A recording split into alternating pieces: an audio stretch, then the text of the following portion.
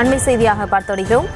போதைப்பொருள் வழக்கில் கைது செய்யப்பட்டு சிறையில் இருக்கக்கூடிய மன்சூர் அலிகான் மகனுக்கு நிபந்தனை ஜாமீன் வழங்கப்பட்டிருக்கிறது. மன்சூர் அலிகானின் மகன் துக்ளக் அலிகானுக்கு நிபந்தனை ஜாமீன் வழங்கப்பட்டிருக்கிறது. அது தொடர்பான அண்மை செய்தியை பார்த்து வருகிறோம்.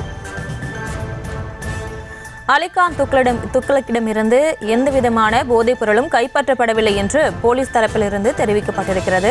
இது தொடர்பான மேல்விவரங்களோடு இணைகிறார் செய்தியாளர் மதியழகன். வணக்கம், விவரங்களை வழங்கலாம்.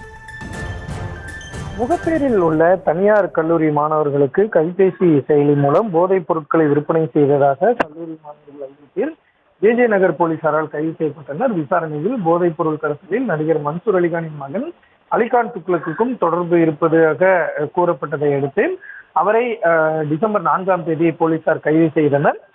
துக்ளக்கின் ஜாமீன் மனுவை சென்னை போதைப் பொருள் கடத்தல் தடுப்பு நீதிமன்றம் தள்ளுபடி செய்த நிலையில் ஜாமீன் கோரி அவர் சென்னை உயர்நீதிமன்றத்தில் மனு தாக்கல் செய்திருந்தார். இந்த மனு நீதிபதி ஏடி ஜெகதீஷ் சந்திரா முன்பு விசாரணைக்கு வந்தது. அப்பொழுது காவல்துறை தரப்பில் அலிகான் துக்ளக்கிடம் இருந்து எந்த போதைப் பொருளும் பறிமுதல் செய்யவில்லை என்றும் மற்ற குற்றவாளிகள் அளித்த ஒப்புதல் வாக்குமூலத்தின் அடிப்படையில் கைது செய்யப்பட்டதாக தெரிவிக்கப்பட்டது.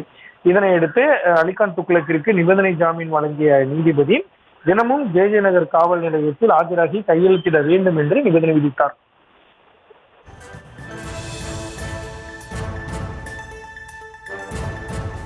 விவரங்களுக்கு நன்றி.